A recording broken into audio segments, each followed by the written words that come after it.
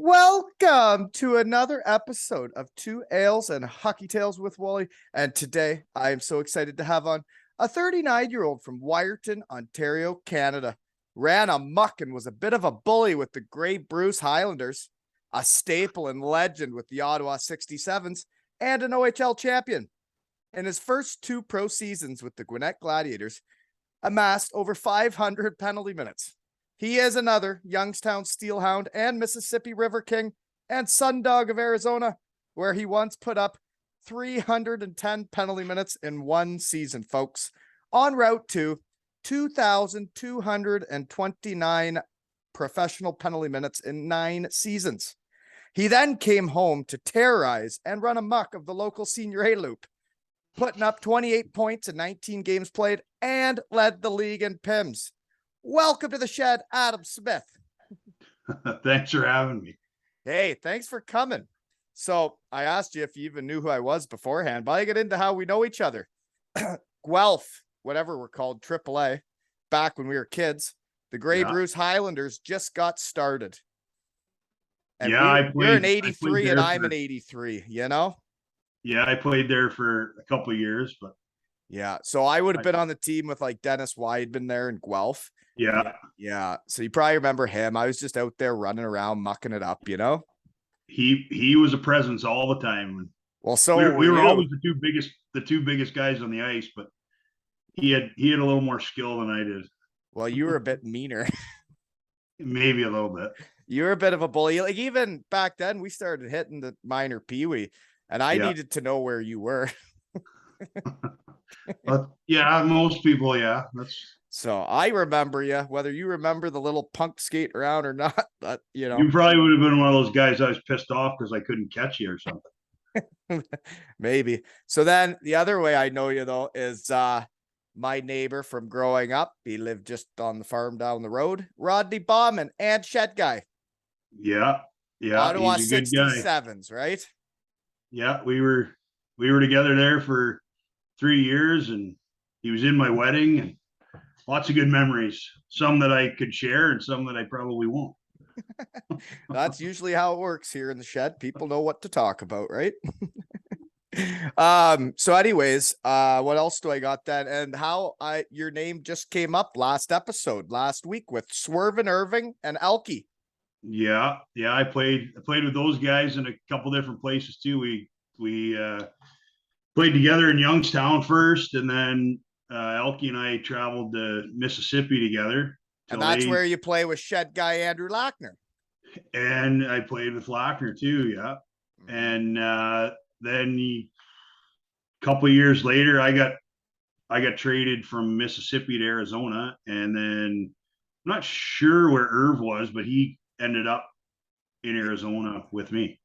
Yeah, you can move around a bit in minor pro in North America, can't you? Yeah, and every team in minor pro that I played for is now no longer a team. You could call them defunct. Yes, they paid me, I guess, too much money and decided that that's enough, and they pulled it up. What I actually heard, and I don't want to give people ideas because I think it's cool when men get paid to play hockey, but I hear a lot of those down south areas figured out that they don't really have to pay junior guys, you know? So they have junior teams now. Yeah. Mm-hmm. Yeah, a lot of the teams, like I know Mississippi went from like a CHL team to a SPHL team, which is the Southern Pro League. Yeah. Like stop playing hockey league. Well, you maybe should think about shutting it down. You know, but and then from that, and then they may get the same amount of fans though, right? In the Southern Pro League than the Central League. So then for them, they're just actually. And then a lot of the teams went to junior from there too to save even more money. Yeah. So the other way we know each other is you played with my barn cat, Ian Bernard, with the Shallow Lake Crushers. Yes, we did. Yeah. He's my barn cat. So Shed Guy Scott Weber, episode 188. My best man was college roommates with the barn cat. Oh, I see. Yes. Yeah. My senior A experiment didn't last very long. Mm-hmm. I The heard you were first still a year, bit of a bully. well, no, not really. I Right. didn't do anything that I wasn't supposed to. I heard Elkie talking about it the other day, and he's stretching it a little bit. You think? Because I heard Yeah. from other people that you were a bit of a bully. No, that's not true. Yeah, Trouble follows me. it's not your I can't fault. help it. It's not That's your not my fault. fault. It's never my fault. It's Never was. not. No, it never Um, was. right. But yeah, Barncat, haven't seen him forever. Last time I saw him, my little guy was playing a game in Owen Sound, and we stopped by for a little four-wheeler ride. He's got quite the setup out there. Nice, Yeah, nice hunt cabin he in the back. Good, he good gosh. coaches in Shell Lake minor hockey with I think he's got the U9 kids. Oh, is that right? Yeah, Well, shout out because I like this is a thing I've started, okay? And you'll appreciate this, I think. Is growing up in small town Ontario, Western Midwest Ontario. I don't think our names get out there that much in minor hockey, and people don't know about some players. So, shout out to Shallow Lake 2012 Brady Snow. Kid's a gamer, he's a player, you know? yeah, Chase Cosgrove from Port Elgin. And then there's a fella from Kincardine. I think his name's Colby, but won't talk yeah. about it. The Snow Kid's talented. He's the same age as my boy, and I coached him for a couple of years, and He's a he's a gamer. good player. Yeah. Yeah, Yeah. for Yeah. sure. I just remember the one day when I don't know what it was, some kind of skate we were at, and all the baloney had been going on and the kids have been shut down. And then they're finally getting a skate in. And I was like, hey, Brady, how are you? He goes, I'm great. You know, you could just tell how much passion and love you had to get to the Yeah, rink, you know? Those are the yeah, kids that do well. yeah. He's a good lacrosse player too. I think Yeah, I hear he's a that. Yeah, athletes are he's a usually pretty good athletes, right? athlete. So, Yeah, that's right. but anyways, okay, there's some more small world stuff, right? Where and what are you doing now? I live in Hepworth, so that's just a little south of where I was born and raised, I guess, in Wyerton. But I work for the township up here, so filling potholes in the summertime and driving a snowplow in the wintertime. Yeah. And coaching hockey. I coach the U11 team up here in Shell Lake, one of the local league teams. That my son apparently is now the goalie. He Oh, he's decided he's going switching to to be a goalie goalie. on you, eh? Well, we'll see. I don't know. We'll see how it goes. He's doing really good actually for just getting started. But yeah, I've been doing that, and I love every minute of it. Like coaching the younger kids, it's awesome to watch them, like how much better they get, how fast compared to when you get older and don't listen as well and everything else. Like Yeah, the little guys soak it up. I do know. And actually, while I was waiting for you in the shed here, I was doing some decorating of my shed, and I was putting up the pictures of my team last year, of the championship we won, of the different days we had, and all the other teams that I played with. And I loved coaching those kids. And this year I'm with the under 9 local league gals. Um, so we're having a hoot. We've had one game. We got another one Thursday, and just having a time. And I like, you're right. You see them get so much better. They can get better every ice time. They're Oh yeah, improving, and it's yeah. wild to see them progress through a year. Oh yeah, And then when you can get them like feeling like they're really on a team, and like then they love each other, and then that's when you're really doing it, you know? yeah, yeah. Yeah, Yeah, for I sure. And love then that like shit. last year we had a bunch of kids, and then this year of course they all try out the next year for the rep team, and a whole bunch of them made the rep team too. So they were pretty pumped about that. Well, that's cool. Well, I guess I was gonna save it for talking with the guy later this week, but I gotta tell the story right now since we're talking about the kids hockey around here. Is I'm not the coach for my son this year. I'm just a fan of the team. And they were at a tournament. They had a whatever. They're 1-1, third game of the tournament. They're going into it having to win. And 0-0 all game. They actually were playing pretty brutal. They were awful, tough to watch in a must-win game to not be given her right. So I don't know if a tie is good enough. I have no idea if a tie gets us through. This is the last game of the round robin. The other game's going on the other side. And if the one team won, then we needed to win. And they're rolling the 3 lines, and it's 0-0. There's like a minute and a half left, and I'm freaking out. And I like turn around. I'm like, I don't even know if tie helps us. And like, he's like, don't worry, man. We lost on the other side. I'm like, oh, thank goodness. So like, that means a tie is okay. But 5 seconds left in this game. 5 seconds left. The other team puts the hand on the puck. The coach can pick anybody on the ice. He picks my son, who has no idea that a tie is good enough. He's going into a shot 0-0 with 5 seconds left and thinks he has to score to win the game. And I could tell he wanted the coach to pick him. I could tell he was super jacked up to take the shot. And, you know, some guys don't want to be that guy, right? He wanted to be that guy, and he went in and he scored and did a ridiculous celly, but I guess that's the time you can do it. So anyways, he does that. And I'm like, holy shit. So once I knew a tie was good enough, the stress was a little bit relieved, and I took a video of it and I was a bit more relaxed. So then all this happens and I'm just like, holy shit, like they're moving on. He just scores the goal, 1-0. And then I go to walk out of the arena and I'm looking up the video, replaying it, going, holy shit, did that just happen? And like my brain is scattered because it was an emotional roller coaster. And I walk up the stairs of the Tilsonburg Arena, and I literally walked right into the pane of glass. I missed the doors. There's 2 doors in the middle, and I'm looking at my phone. I got the hat on backwards, and I smashed right into the pane of glass on the left of the 2 doors. Like I wasn't even close to getting out the doors. And so this happened. I smash into it. Everybody's going out the arena. Only one guy right beside me sees it happen. And like I thought I would have broke through the glass. I was walking that fast. I'm checking to see if my nose is broken, which it is like bruised. And anyways, I thought it was broken. I'm holding my nose. He goes, are you okay, Ben? I think he thought I was all messed up. I was like, that was a wild hockey game. And then I walk outside and all the parents have no idea I've just smashed into the glass, and they all start talking about the penalty shot. Another dad, when he scored, celebrated so hard, he pulled a muscle in his ribs, like in his rib cage. He couldn't move the rest of the week. So she was a wild weekend. Was there beers involved before the game here, or with Well, the parents? it was Bruce County, right? So like it was kind of, you know, but I was just so distraught after this whole game and the penalty shot. I was watching the video on my phone, and I literally walked right into the glass. But that's awesome. Yeah, these parents can get into her. So shout out to you, Greg, for you know, pulling your muscle, celebrating the goal too, you know. Everybody's got to be pulling in the right direction, you know.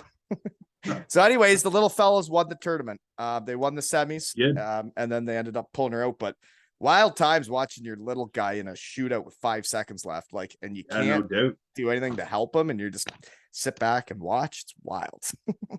Okay, there's my story about my stuff for today. Okay, I'll move on now. Sorry about that. So you're working for the town. That's a good job. There's a lot of guys around here that love that job. Oh, you know, where'd you go? You can't hear me? What? Stop it. You there? Yeah. Anyway, so you're not in Wyerton. What I was going to ask is I heard you played some old timers after senior A. Yeah, so I tried the senior A thing the first year, and I ended up getting hurt like bad. Like I separated my shoulder, dislocated my shoulder, my top of my, what is that? Your humerus was like shoved down in my rib cage. Like I was mangled. I got hit from behind. It was ugly. You got hit from behind. Yeah. And I probably like I enjoyed it. Like I enjoyed the beers at practice, the beers after the game, but the actual on ice was a struggle because I couldn't tone it down enough to walk the line kind of thing, right? It was kind of tough. You could only play hockey one way, and that was aggressively. Yeah, it was either all on or all off. So the next year I was like, I'm not playing. Well, my brother, who played pro for 10 years or whatever, he quits and comes back. So he's going to play senior A. So I'm like, well, got to play with your brother one last year. Yeah. Got to play with him. So we played together, and it was the same thing. Like we had some fun or whatever. And we went, well, Elke beat us in the finals or whatever it was, the B finals or whatever. He was coaching, or And so then after that, I was like, I can't do this. Like my brain can't handle this. So then I said, well, there's the rec league, which is full of a bunch of young guys that run around the ice like crazy. I'm like, no, can't do that. So there's like a old timers league in Wyerton that's like 35 and over. And we have that So in I went Kincardine. played Yeah. there. Went played there with a bunch of my buddies. Oh, and Kincardine, we went and played an exhibition game against Kincardine. And Do you know which I team? Was it the Old Stars? The Old Diggers? yes, old. I think it was the Old Stars maybe. Mm-hmm. And we went to Kincardine, and we didn't have a whole bunch of guys, so we grabbed a few extra guys, and we got in a fight. I didn't get in a fight. I was trying to prevent the fight, but there was a full on like drop the mitts, away we go. And it's Yeah, like and 35 plus. yeah, Yeah. I know. It can but happen out there. yeah, no, so I still do that. Our group of guys just has the ice and we just go for a skate now. But with the kids doing hockey, it's tough. It's busy. Yeah, I have no Yeah. time for skating myself. I got enough skating with the kids. Which, if Yeah. anybody from Wyerton's listening, December, I've booked the ice and I've got it out there now. I'm doing 2 skills days to my kids have no hockey through the holidays there with minor hockey. So I'm doing 2 skills days, Ripley Arena, December 30th and 31st. So get in contact if you want to come, you know? There you go. But I am doing it, Ripley Arena, December 30th and 31st. Okay. Poster picks. Did you get in any fights in old timers? No, not really. Couple like Dust ups. grab like yeah. And actually, the one Not we were melees, just dust ups. yeah, we were in a tournament. Oh, I don't know. This is going back a few years, and I had a guy by the throat, like picking him up off the ice, and then 3 or 4 years later, he got a job with the township, Right. and like we're working together, and it's like everyone, of course, everybody but him and I are laughing about it. But yeah. You guys got over it, right? Oh yeah, for sure. Okay. Poster picks. You're into fishing. There was some gigantic fish that you've caught. Was that on Lake Huron? Some of them, yeah, and I didn't catch all those. A couple of those, my son caught. He's lucky when it comes to that stuff. Is that right? So you guys are into her. Is that a passion of yours? Yeah, I've done that forever, and then since I've been done hockey, I do it even more now. And so would it be out to Lake Huron that you'd usually go then from there? Yeah, Lake Huron, and then up here, like around Wyerton, there's all kinds of small lakes and stuff, like inland lakes and that. But It's a nice area up there. yeah, and you're also into hunting. That was turkeys, right? Yeah. My son's really into that. He's just about old enough to be getting his own license, so Yeah. he's pretty passionate about that stuff. Well, that's good. Yeah, no, a lot of guys are into that around here. And then is that your daughter is into track? No, it's lacrosse. She plays lacrosse out Owen Sound. Coming year, she'll be U19, so she's into that pretty hardcore. That's cool. Yeah. And then there was one where you're hitting a guy very, very hard. That guy was flying through the air, eh? Probably, yeah. Maybe, yeah. Mm-hmm. And then there was a picture on your poster. You're in a green jersey. Looks like a guy's still trying to hold on to you while he's on the ground with the linesman in the way. Eh? Yeah. Full melee there. Yeah, I've been in a few of those, yeah. Mm-hmm. Okay, so who's the toughest guy you fought?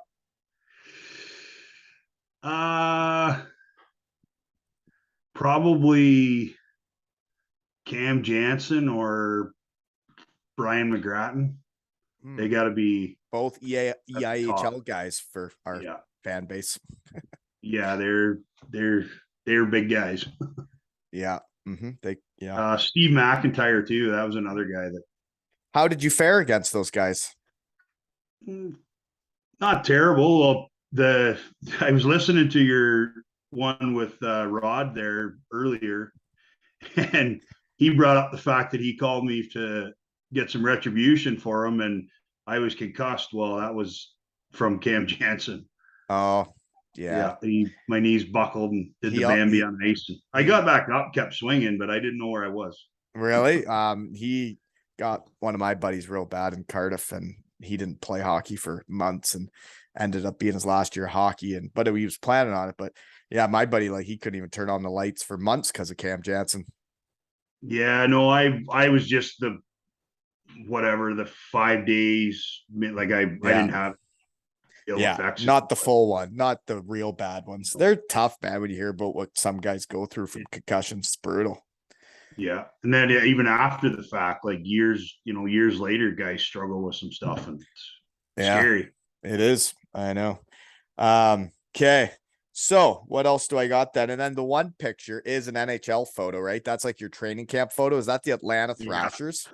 yeah, Mm-hmm. yeah. I went to camp. Like I signed there and went to camp 1 year because the second year of my contract was the lockout year. So That they jams had it everybody like up. yeah, they had a shortened like training camp, and by then it was all set. So I just went to the American League. But yeah, I played an exhibition game, which was pretty cool thing to do, and it was in London, Ontario. So family and everybody got to go see that. So Is that right? And who'd you play? Toronto? Philadelphia. Philadelphia played Atlanta in London? Yeah, Hmm. yeah. Does that make sense to you? It did at the time, I guess. I don't know. It's Doesn't really well, now. that's cool that happened, so your family and friends can come, Yeah, right? because we went there and then we played Montreal or something the next night, but I didn't play. Okay. Well, that's really cool though. I went to one training camp. I never got to play game. I got to stay for exactly 48 hours and they said kindly leave. I went to three. I went to Montreal and I went to Montreal the first one and then Boston after that, which was pretty cool because that's when Joe Thornton and like Samsonov was there, like some pretty good hockey players. It was kind of neat to be out there with them. Well, what's the Sure. one, like, being from Wyerton, right? Small town boys, you don't get to see all those NHL stars in real life very often. So what was it like your first time walking into NHL training camp? Uh, it's like I said, it's you're kind of like you're contemplating whether you're asking for an autograph or whether you're going to stick the guy in the corner, right? Like it's kind of you're it's a toss up what you're supposed to do. Yeah. But like a guy like Joe Thornton, I think I mean, I think for all, yourself, you do both. yeah, yeah, and it's just the order, right? It's which do Yeah. I ask the autograph first? I'd get the autograph first. Yeah, Especially if you're but gonna stick him in training camp and he's a vet. yeah, and he was awesome. Like all the young guys that he knew that we were just there. Like what are you guys doing for lunch today? I don't know, like Subway or whatever. And he's like, nope, you're with me. You just take a handful of guys out and take care of us all day. He's a pretty awesome guy. That is awesome. It's great hearing stories about that, right? Because there are some guys that make all the millions that aren't like that at all. 100% there is. Yeah. And then there's great dudes that you're like, geez, like, he's almost as good as that guy, and he's a way better person. I wish he would. A lot of the times that I mean, I didn't spend a whole lot of time around those guys, but the ones you did, like a lot of them that were like that, like established, like superstars, like for the most part, they were all really good to the bottom end guys because we weren't a threat, right? Like I'm not going to go. It's the guys that you were a threat to. They like could be dickheads. Ignorant, yeah. Yeah, real absolutely. dickheads. Yeah. Absolutely. I wasn't really a threat to anybody when I went to Columbus. Everybody was pretty nice to me, but the AHL, not as much.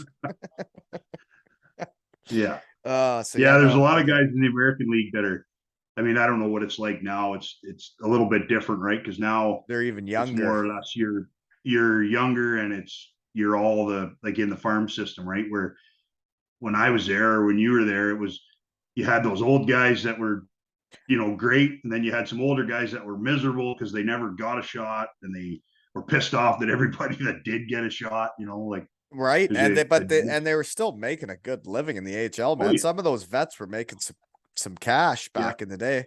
It's too bad it's not like, as a hockey player, like a minor pro hockey player, it's too bad that it's gone that way, right? Because there's a lot of guys. I think a lot of it's the teams trying to figure out ways to not pay people that that they make these rules that the kids have to be so young and that you can't have vets and you can't have vets and you can't have vets. It's like, well, how do you ever get that long of careers anymore if there can't be And any it's not, vets? you don't learn the game from your coaches alone, right? Like those guys, if you got a defenseman that's played in the American League for 10 or 12 years, all those young guys need him to, kind of To show them show the them ropes, the way. Yeah. and not Oh even yeah. at the rink, like away from the rink, right? But Like the those, more you realize, it's like, well, the AHL, each team kind of tries to probably have one of those guys, right? And yeah, they can't afford to have more than that. Where I remember when I went to Syracuse, man, you were allowed to play 6 vets, and there was a lot of games.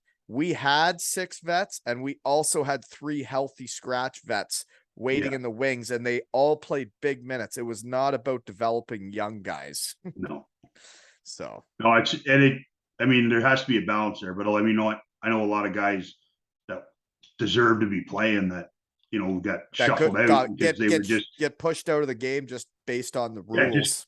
yeah, just because they played too many games, And right? Like, they're hockey guys they're good enough that it should be their job, and they just can't find anywhere to absolutely, play anymore. Yeah. absolutely. Jeez, we should get into more positive stuff. Okay. Growing up in Wyerton, that is a famous town though, eh? Because of that gosh dang Oh, groundhog. don't even fucking start with that. I'm not even gonna bring up the groundhog. No, because when I played with the Highlanders, right? So that's all of Grey Bruce. There's guys, and everybody I knows Wire. remember, man, coming to So, Wyerton or something for a game with Guelph, and we were supposed to play, and we couldn't even get near the arena. so we the one year that I played, I can remember the groundhog died. Oh So dear. like all the guys were like just giving it to me, like sympathy cards and buying. It's like leave me Because of alone. the Like groundhog, they were yeah, giving you sympathy cards. like being Did, assholes, right? Like thinking it's funny, and it's like it's a fucking groundhog. Like I don't want anything to do with it. it makes big decisions around here, man. Apparently, it does. Yeah, it does. Yeah, Mm-hmm. yeah. It's a pretty big deal. So I guess folks in the UK, that is mainly who listens to us. 70% of the listeners are from the UK.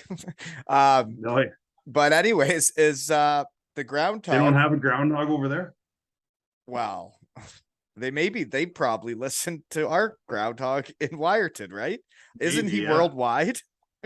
I don't know. So he comes out, right, a certain day of the year, and then if he runs back into the hut, it's winter longer, and if he stays out, it's summer sooner, right? Something. I've been Something living like that. abroad a Sure, long time. Sorry. sure, yeah. Is that right?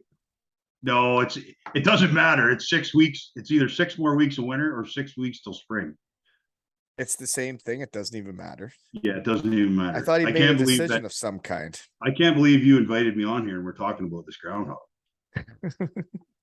Are you upset in the shed? I don't want people upset in the shed. I want you to have fun. Okay, what's next on your list? Not what's his name, Willie? It's Willie, yeah. Yeah, Willie. Sorry. Moving on. It's like our Sap Fest, the maple syrup in Elmira. Big day. All the locals get all juiced up that day. I don't know what you guys do, but that's what we do on the Maple Syrup Festival. Have a rec hockey tournament and get in fights. Okay. So you grew up in Wyerton, you get into hockey. So then isn't that our age, like 83s? Is that not like when the Highlanders are just getting started? Yeah, I think they had maybe a year or two before I went down and played, and then I Yeah. never, like, my parents had no, like, it might be different now, but like we never, like, my dad would have never thought to do that because it's so much more money and time and the whole thing, right? Like I played minor Bantam and major Bantam, maybe, I think. I remember playing against you and you were a bully, but I remember like the Highlanders, it wasn't easy for people's travel and stuff, and it's not easy now. Like for if my son wants to go AAA, should be a Grey Bruce Highlander, but they don't even have a 2012 team. So Yeah.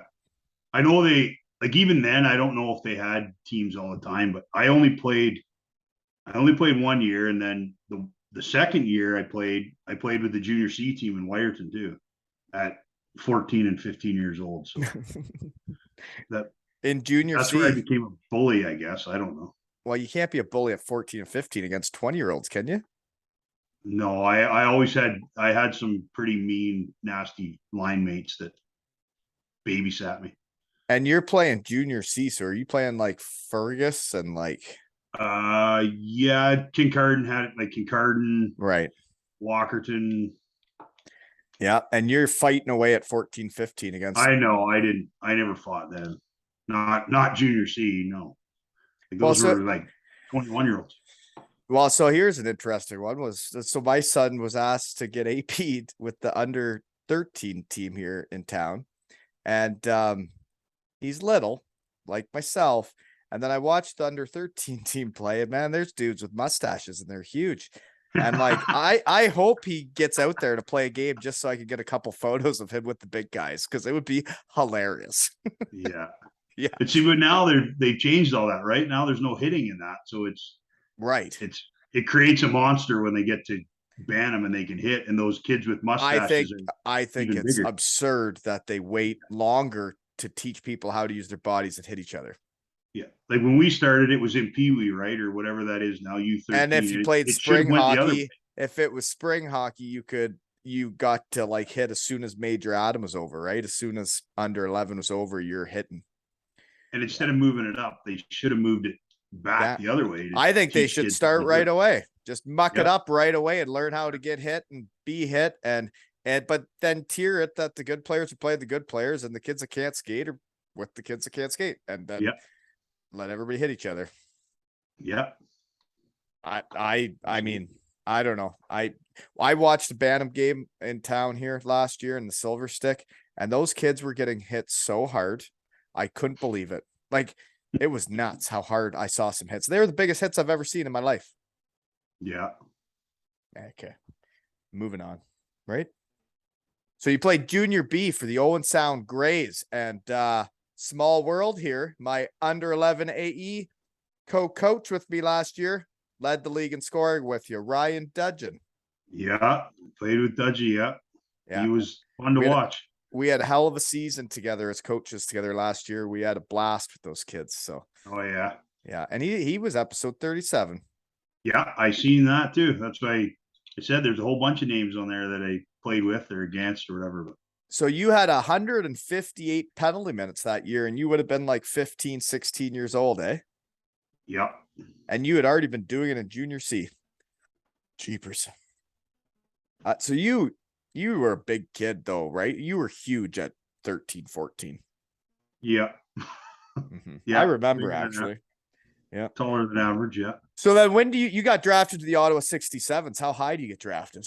And what year? Because that's when the Bantam draft started. Yeah. So I literally was the last pick of the first year. The very last pick of the draft, I went to Brampton. And then the next year they had like 5 more rounds of our age group or something, right? But you would have gone the first year, right? I went, yeah, because they had 2 drafts, right? The first, because like Rodney got drafted like the next year, right? Yeah. But he was an 83 too. Yeah, I got drafted, the year before him. So I got drafted in the 4th round of the Bantam draft. So that draft, I would have been an 8th rounder. Yep. Mm-hmm. Yeah. So when we so I went to camp and everything, but we weren't I wasn't eligible to play because it was like you could have 2 underage kids or what. I think that's still the way it was. Like you could have two underage Bantam players playing or whatever. But we went down to training camp and did that, and then the next year was. So how was it moving from home, from Wyerton, right? You would have lived at home playing junior B and all that. So then you're moving to Ottawa. Were you ready for that? I never had. I don't think I had any issues with it. Like my billets down there were awesome, and like I know you've heard Rod talk about it. Like that whole organization is amazing. Like everything. Like like I said, the billets that I had were great. All the staff at the arena and everything. Like it was just a top end organization. Yeah. And then maybe not at 16 did you realize it, but by the time you're gone there, like you realize, and then going on to play pro, that you've been treated like a pro since you were 15. Like Wow. if you And then needed there's something, you got it, and they gave you some leash if you were, like you go out and party and carry on and do all that stuff, and as long as you showed up to the rink the next day, whether you were still in your suit from the night before or not, and you played hard, practiced hard, there was never any problems. well, that's cool. And then if you didn't, then you'd be in trouble. Right. Wow. Yeah, yeah. You have to play good. That's what it's all about. Yeah. Well, so you guys win it your first year though. Your rookie year is when you win it? Yeah. So my first year there, I was there till like I played with the team or whatever the first half a dozen games, and then I got sent down and played tier 2 Where's for that? the majority of the year. What's that? Is that in Ottawa then? Yeah, I stayed in Ottawa. Yeah, the Ottawa Junior Senators. I think they still have a team, but so I got sent down and played there. But like I said about how the organization was, the road trip that they take to come up to play Owen Sound, they made sure that I got to come up and play and do that loop to come home. So that's cool. It's something that they And didn't that have means to something do, but to you, right? Like that's what absolutely, that's like, when you're talking about a great organization, the little things that other organizations don't think about. yeah. Like something like that, taking you so you can swing home, see parents, see family, Yeah. see friends. That means the world to a player, that makes you willing to do more for the organization, right? And then even too, like in the playoffs, like Rod said there, like we flew to a lot of games, which I mean that that's somewhat unheard of. And then for me, like I was there, but I wasn't really there. But anytime that my like the tier 2 team wasn't playing, they made sure that I was going. And like in the finals, we were done. Like the tier 2 team was done, so I got to go down to like the games in Plymouth, and then obviously went to the Memorial Cup with them too. So yeah, I saw that. So you won, or you're in the Memorial Cup and you played 2 games? Yeah. Yeah. We unfortunately, like again, what Rod said, we had some injuries, and a kid from Russia got hurt, if I remember correctly, and Joe Talbot got hurt. And that's a pretty big hole for He was your me at leading 17 to scorer, right? fill. And yeah, Joe and I played a slightly different game. So with him out and me in, it wasn't quite the fill that they needed. The OHL though, like the top end guys on each team are really like, there's some top end guys, right, that really change So games. You go to the Memorial Cup without the top end guys, that's a tough bounce, yeah. right? Yeah. So anyways, did you guys floor it after you won the OHL though? Were you around for it? Were you there for that? Oh yeah. Yeah. Yeah. I was there for that. Yeah. Yeah, It that's was a good stuff. time. Okay. That was what I was wondering.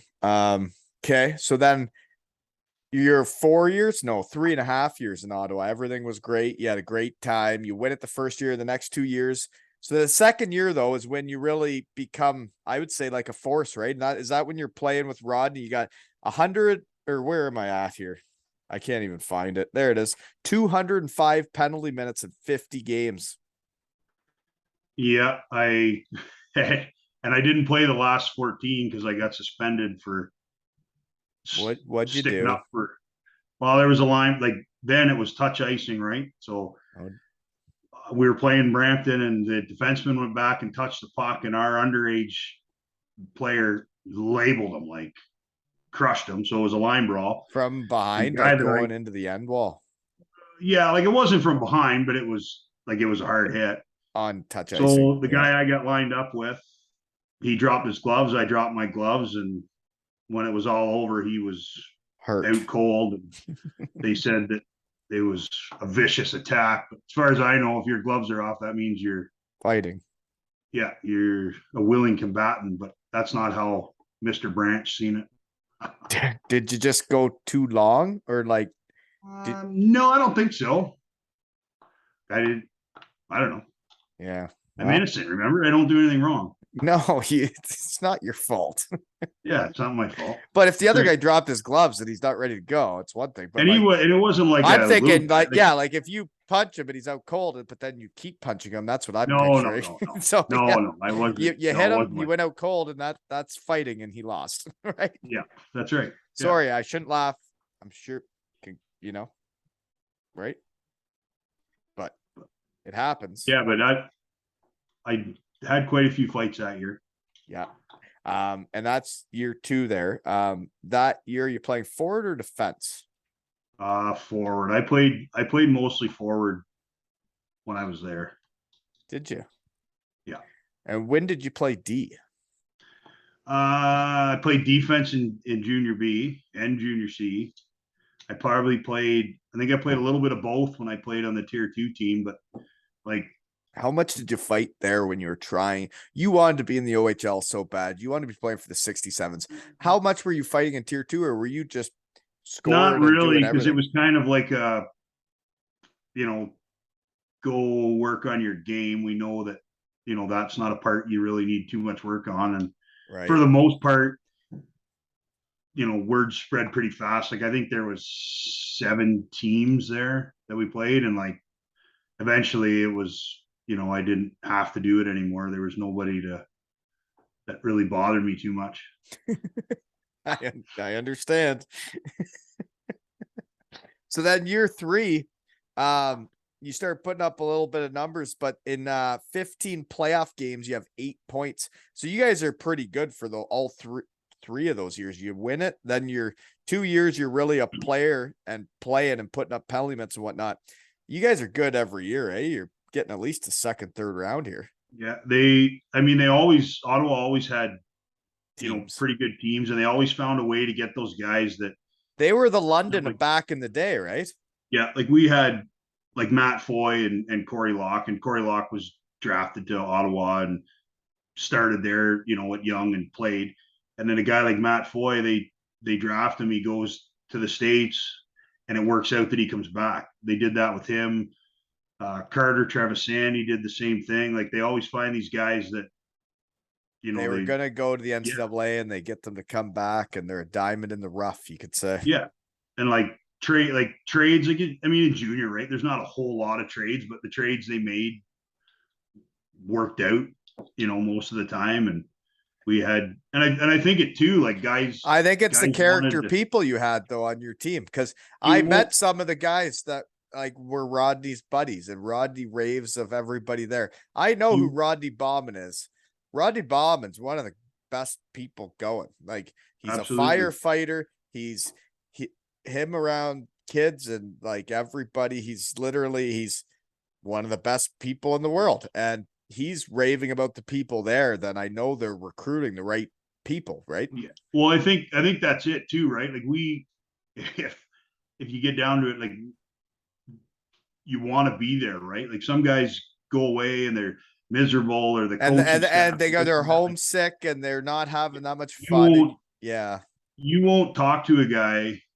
I mean, I don't know. I know things, the junior hockey world's a lot different than it was then, but from our era or prior to our era, and probably a few years after Rod and I were there, you won't talk to anybody that played there that didn't have a good time. Like, it was, And you know what I mean? happy Like, hockey players play better and they win more. And that's why Ottawa it does was, well, right? and then going on to play pro for 10, 12 years, that was the same thing. Like, it was, you were treated like a pro hockey player, except you were 17 and had zero responsibilities Uh, other than to show up and play good. for me, I thought it was a real eye opener. Like in the NCAA, they'd get you any stick you want, any helmet, any gloves, any skates. They'd get you whatever you wanted. You'd have beautiful locker rooms. You'd have all these nice Under Armour like clothes. You'd have all this stuff you'd get given. And then you get to pro, and man, to get anything was like pulling teeth. Yeah, a lot of the places in the Central Hockey League and stuff like that. Like, I remember playing guys, and they'd be like, "Hey, like, you guys get your new skates for the year?" It's like, and I never had any problem. Anywhere I played, was good. But I Right. remember talking to guys, and they'd be like, I need a pair of skates. Like, how do I get a pair of skates? Like, our team's not buying us skates this year. And like, the guy's duct taping his skates on. And those are the And like, some teams of that these are guys now I'm talking to are defunct. Yeah, a lot of those teams are defunct. Yeah. Yeah. Yeah, yeah. Tits up, you could call them. They're on their way to being tits up Yeah. when you're not getting skates, like the Daytona Beach Bombers of Ohio. Oh shoot. Okay. So a couple memorable guys, which I'm curious how your personalities would have meshed. Okay. Because Zenon Konopka was one alpha male. I played with him in the AHL, and he played with a broken hand, and our team was pretty well out of the playoffs. And he was going to play with a broken wrist for weeks just to try and help the team get into the playoffs. And he was the captain, and he was an absolute animal. You're not gonna. There's no stopping him. It didn't matter what. Like No we'd be question.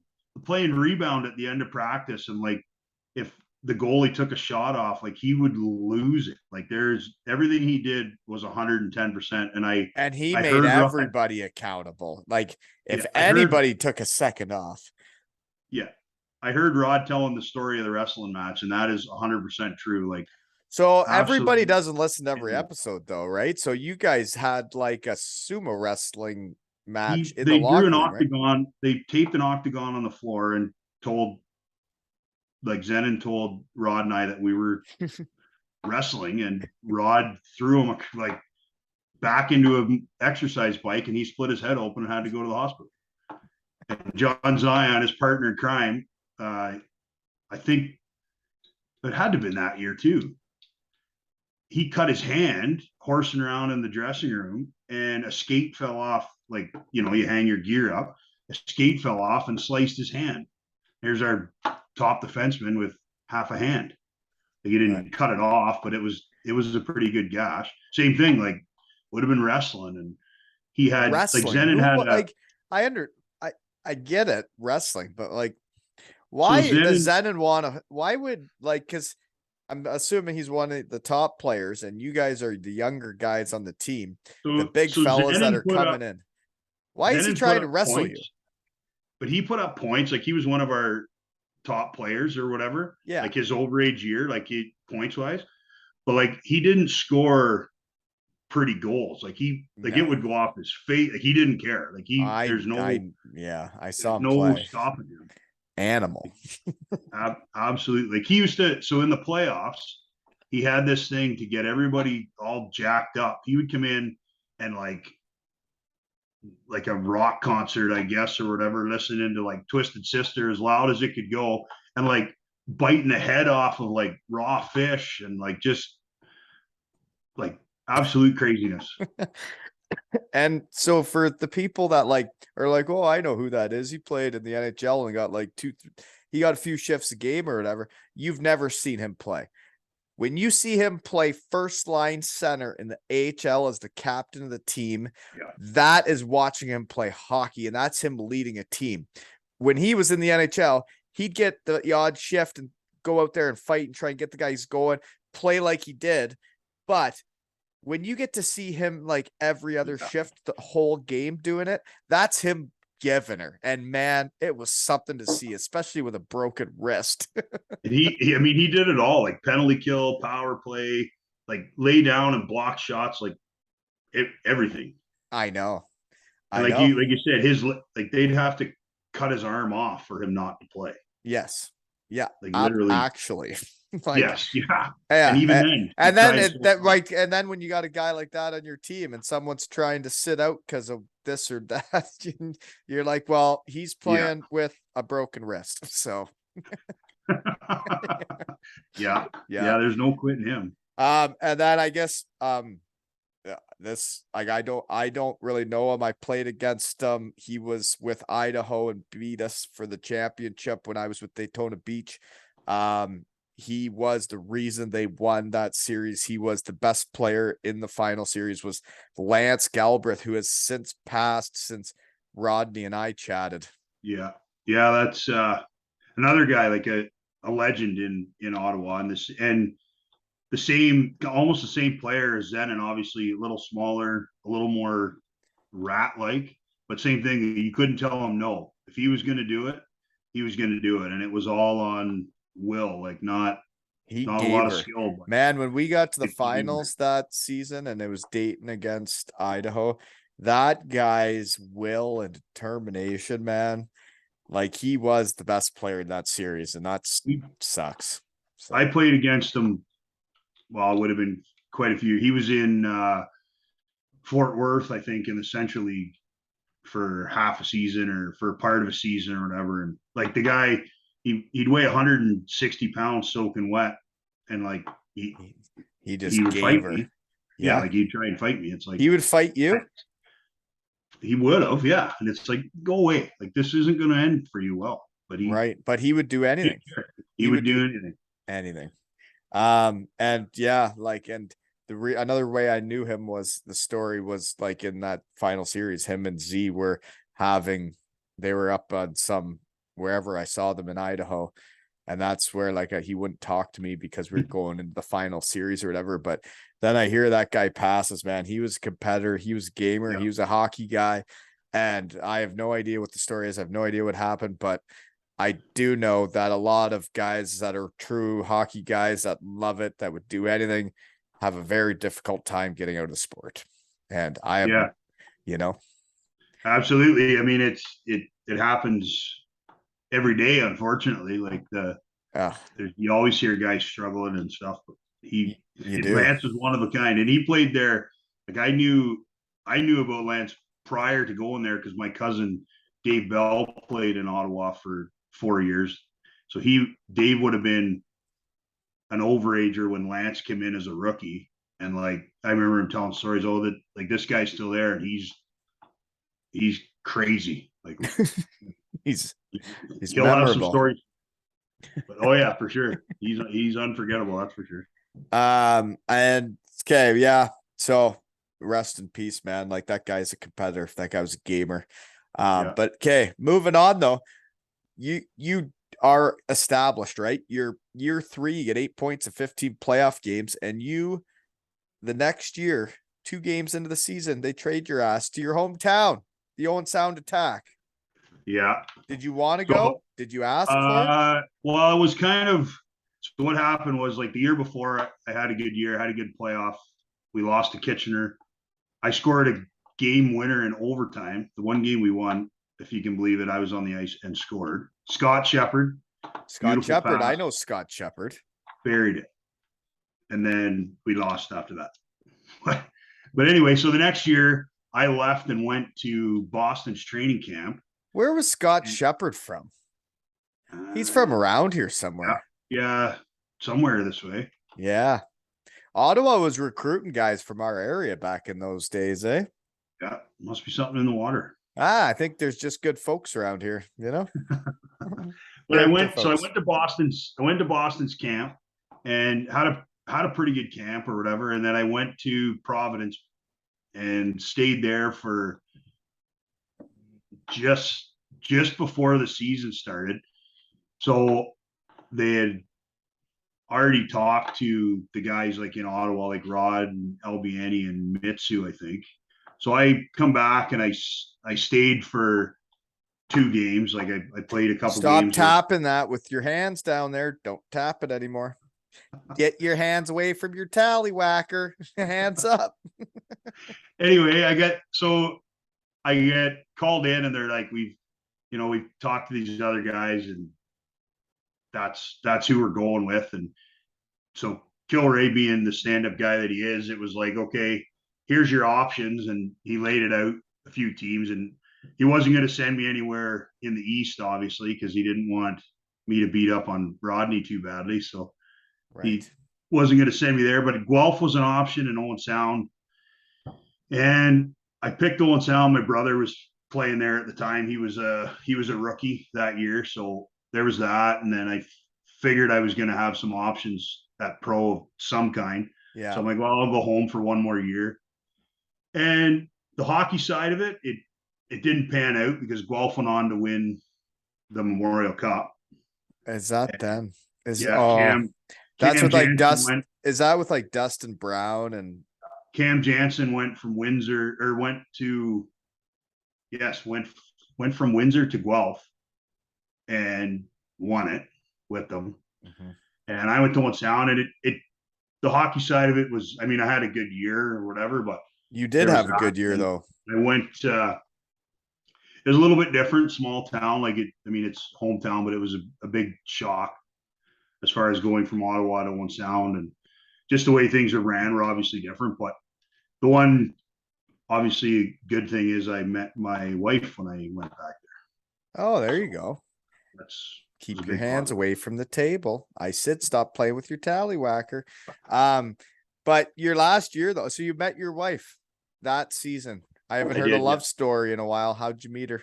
So being an overager, I wasn't doing school. Like I was out of high school, and I was doing a few courses on college, like college courses, and then they had she ran a boys group through the children's aid where they'd take them, bowling or like doing activities or whatever, and they wanted volunteers, so I wasn't doing anything, so I volunteered, and the rest is history. Wow, that's good of you, man. That's what you do with your spare time. There's a lot of other dudes that be doing a lot of other things other than But helping I out was a good guy kids. to go the first time, and then after that, it was because there was this It good was looking because of girl this there. Yeah, gal. Yeah, yeah, yeah. And now you've made children and whatnot, eh? yeah.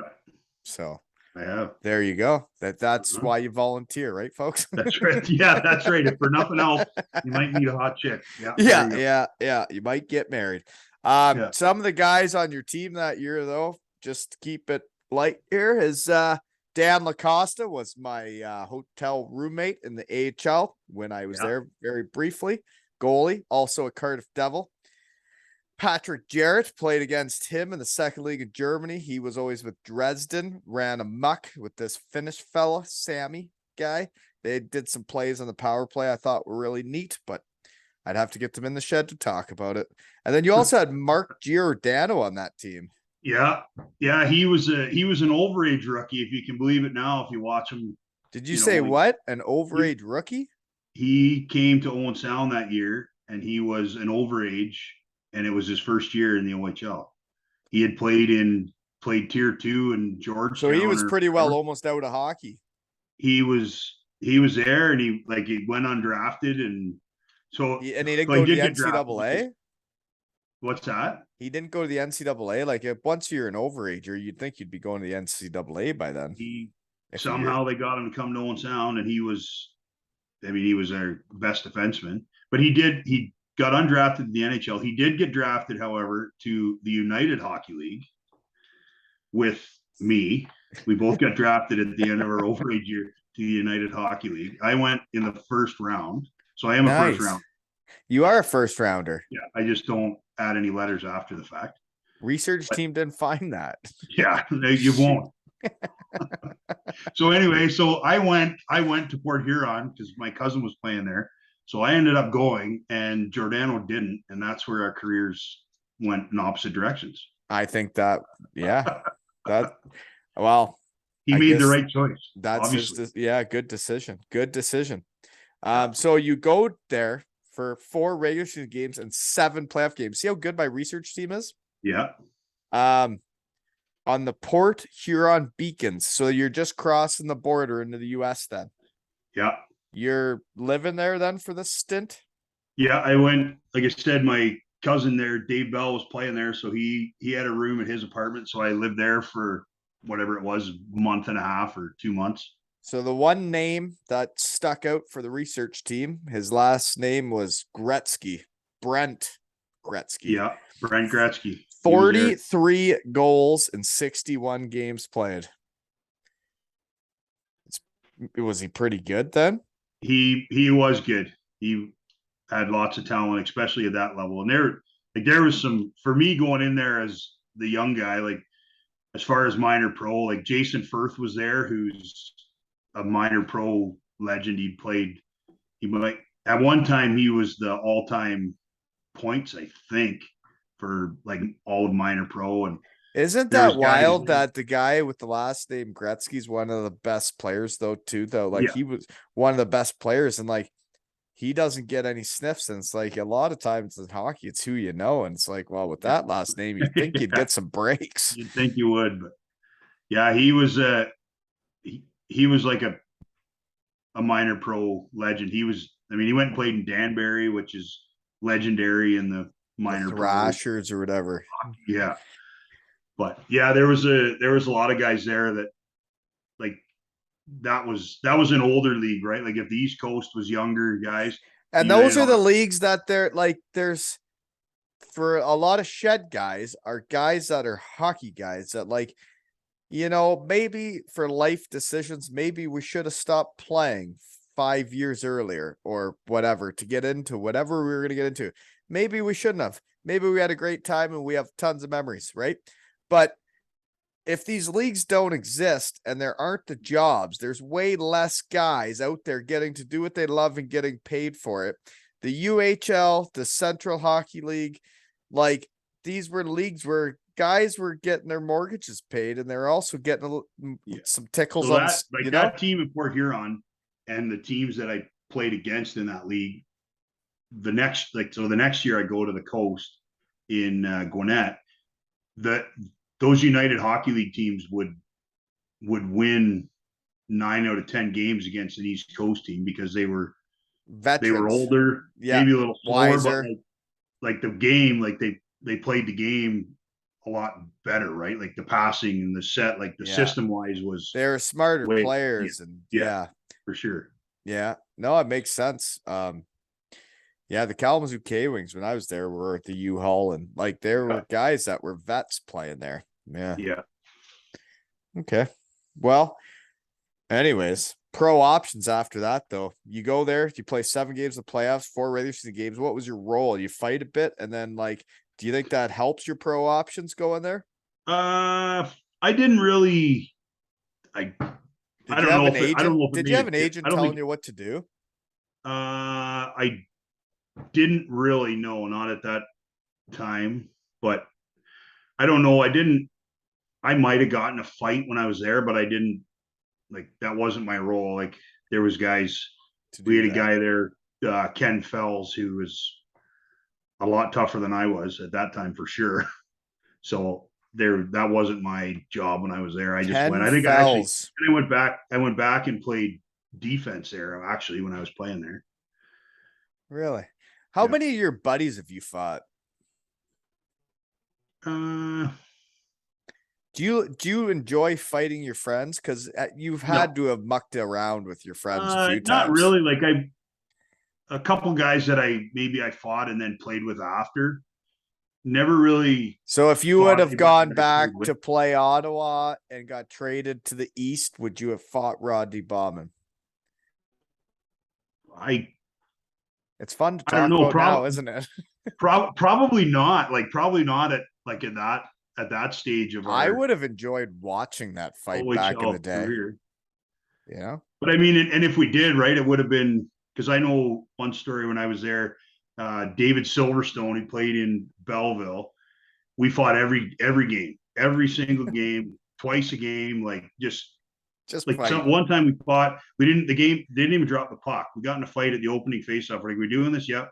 Well, the ref faked us out. We dropped the gloves. We started fighting. The linesmen come in. We can't figure out why. Well, they throw us out because we fought Before the before puck the dropped. And puck the dropped. ref dropped it. He tricked you. So And so you think the we fans paid all their money to come watch him drop the puck? What a punch. so we go Punk. so we go off, and in Ottawa you go off at the same door, right? So we go off. I come back out, and he's standing in the hallway. I'm like, what? Like, what did they give us? Like, why are we kicked out? He's like, I don't know, game suspension or whatever, blah blah blah, like game misconduct. Well, so I shower up, come back outside. He's still standing there. I'm like, all right, well, we might as well enjoy the game. So up to the owner's box we go, him and I having beers after. Like, no That's big deal. cool. That's cool. And that's kind of like in the UK they call like the rugby atmosphere, right? You go out there, you battle, you give her, you do your job, and then everybody enjoys a beer and hangs out together after both teams. It's kind of like playing senior A. I don't know what it was like with you out there mucking around, but like you play senior A and then usually both teams can, depending on how the game went, go out to the beer garden and then Yeah. like have a couple pops together. Yeah, usually, yeah. Usually. Usually, but sometimes there can be some dust ups, right? In senior A. I've seen them. Yeah. They happen. But no, that's cool when you can do that. So how many guys are like that you fought like all the time, just kept fighting Uh, each other?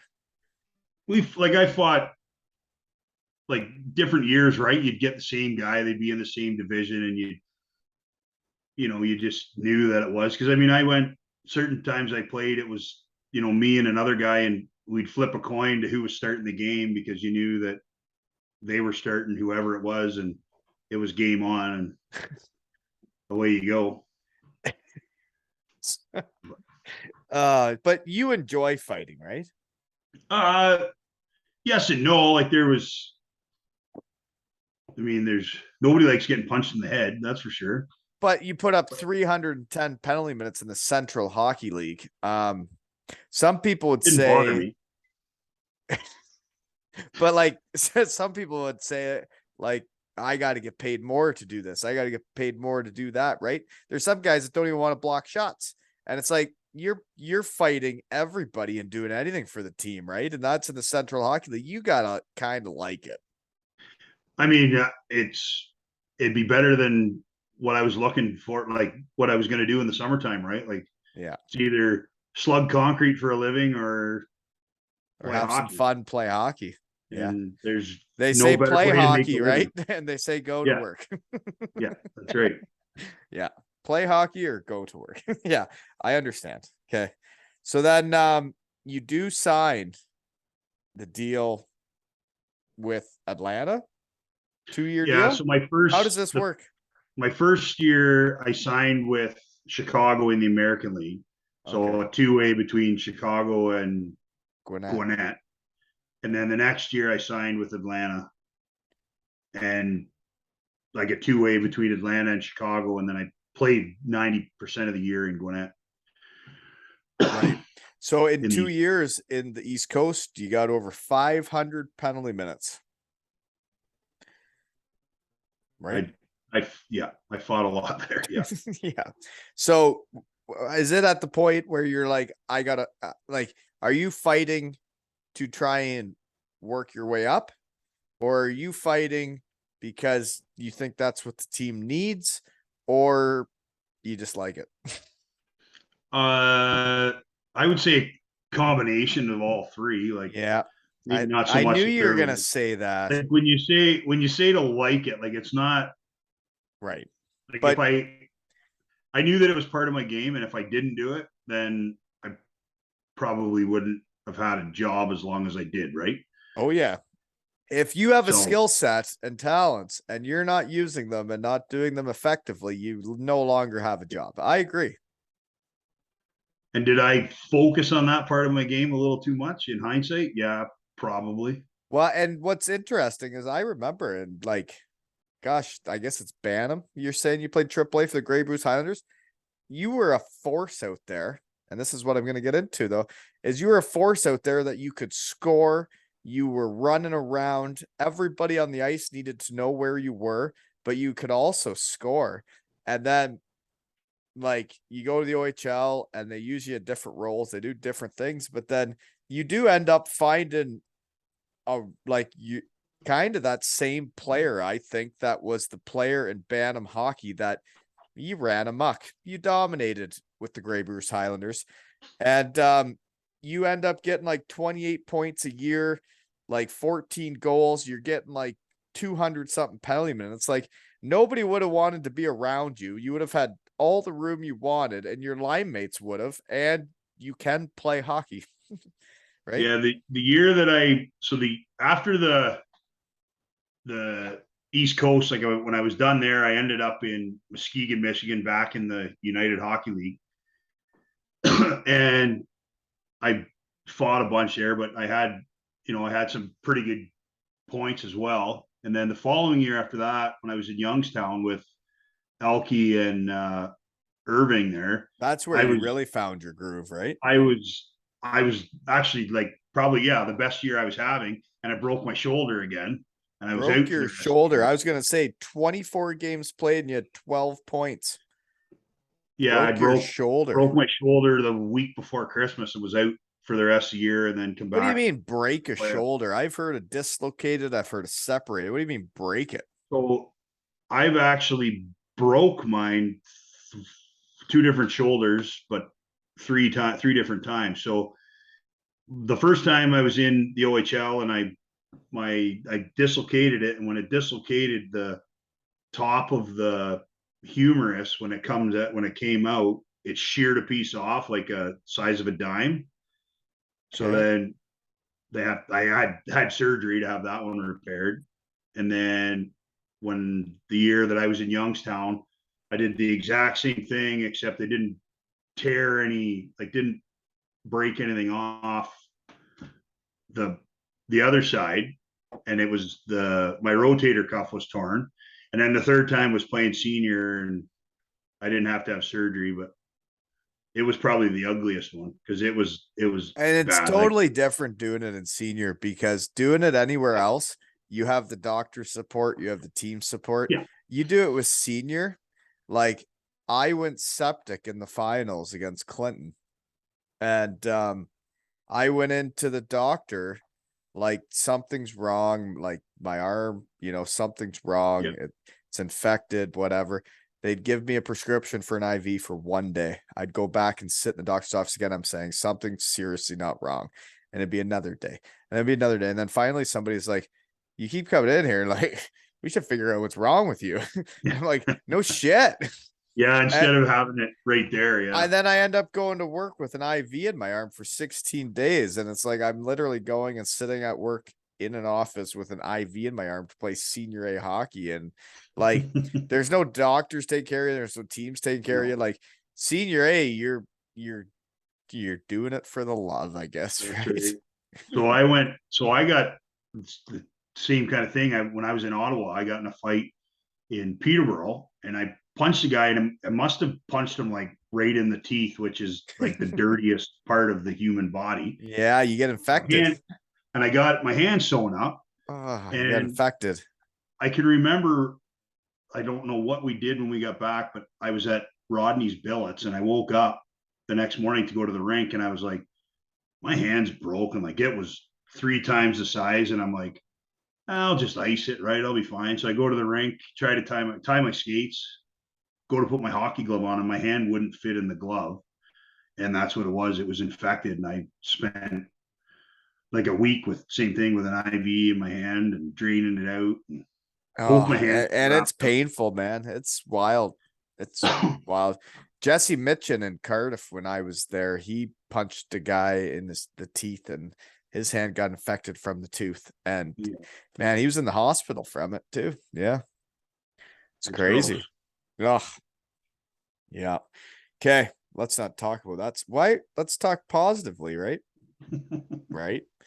You played with Derek Nesbitt in Atlanta, and I Yeah. saw like Spit and Chicklets just did their big night for him. He played 1,000 Yeah. game pro, and like he's been grinding it out, man. That's in the coast. He's been doing that. Yeah. Yeah. So I was with him I don't know if it was my first year or second year there. I think my second year there.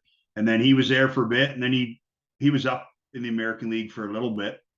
But Yeah. yeah, he's made a life there. He lives there now, I think, and everything. Yeah, So he's full go there, and it's yeah. interesting, right? From all us small town It's Ontario it's fellas, same like thing. You talked about the guys like pro hockey or hockey players, and now he's running like minor hockey in Atlanta. in Gwinnett, which is, Yeah.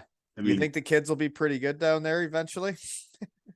I'm not sure. Like, I know they have a program there But now, that's and they how it did works when I though, was is there. all these hockey guys that were from Canada that were the hockey guys have now all gone south, and there's hockey guys scattered all over the Yeah, world, and they're training these kids how to do it right. yeah, And if the kids got the tools in the toolbox, and then you got a good teacher, that's it. next thing you know, there's some hockey hotbeds where you don't expect them. That's right. Yeah. So good work, Nezzy. Keep her going. Okay, let's see here though. 2 years in Gwinnett. So your deals, you started with a two-way with Chicago. Second year, did you not ever sign with Atlanta then? Yeah. So then I started with Chicago in the American League and Gwinnett on a two-way. Then the next year I signed a 2-year deal with Atlanta, like Atlanta and Chicago. And I that's a ended up 2-year deal, playing but you got in to play with Muskegon because of the lockout. so well, yes and no. So my second year, the the coach and I and Gwinnett didn't see eye to eye, I guess, on how I was gonna play. So there wasn't really a spot there for me. So So what did he want you to do? well, I don't know if it was so much what he wanted me to do or not wanted me to do. It's just the personalities didn't jive, I They guess. didn't drive. No, I understand that. Yeah, coach in my past that our personalities didn't jive at all. Like not even at all. Yeah. Um. Okay, So I I went got to you. Muskegon and played with for Bruce Ramsey, who I played for in Port Huron, and our personalities jived quite well because he was an absolute animal when he played, Right. like back in the old Colonial League, which is full of beauties. And isn't it amazing how hockey is getting softer and softer and Oh, softer and softer? It's wild. so How soft can it get? so this past weekend I had the kids or whatever. We had had a game, and we were talking to we're going to the Owen Sound Attack game this weekend. Like the whole team's going, and they were talking about fighting, and they asked me if I fought, and I said, "Oh no, not much." Like kind of downplaying it with the kids. And they're like, "Oh, we went to the Attack game, and there's fights, and there's hits, and there's this," and I was There's like, no fights. and I'm looking at their parents, and their parents are laughing because they know how it used to be and how I played the game, and it's like there's there's more body checking in a Bantam Rep Shaw Lake game than there is Here. in Oh junior yeah. and Way bigger hits in Bantam. Way bigger hits, man. They're wild games to watch. yeah, yeah, they are. Yeah. And then you go like I went to the Shuriken game and they wrestled with their gloves on and they're wrestling. And like the refs are to blame. They called it 5 minutes for fighting. And I'm watching a playoff game, and the guy on the one team clearly tried to take out the better player on the other team, getting in a wrestling match with him, and they both got 5 minutes for fighting. And it's like, well, you just took out their good player And by they're wrestling. kicked. So way to They're out of the go. game, right? You They yeah, get that kicked right out. so I guess that's the new game of hockey now. Instead of Yeah, that's right.